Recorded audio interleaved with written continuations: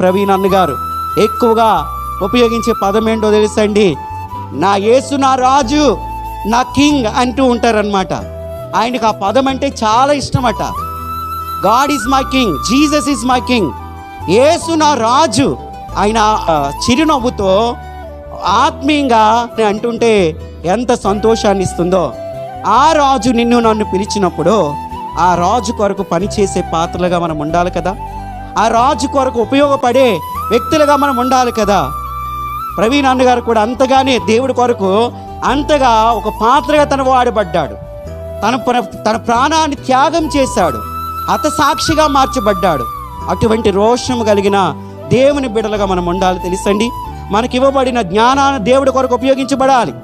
అన్యులు సైతం కూడా అంటున్నారు తెలుసండి, ఇంతవరకు కూడా ప్రవీణ్ అన్నగారంటే క్రైస్తవులకు మాత్రమే తెలిసేది బ్రతుకున్నంత వరకు.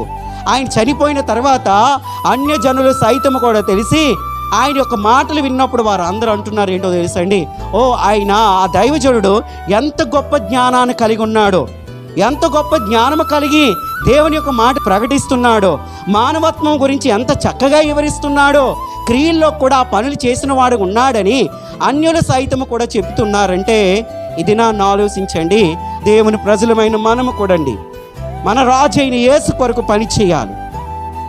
హోసన్నా జయము అంటూ మనం కేకలు వేయడమే కాదు, ఆ ప్రభు కొరకు మనం అందరమును, ఆ రాజు కొరకు మనం అందరమును పని చేసే పాత్రలుగా ఉండాలని తెలియజేస్తూ ఉన్నాం.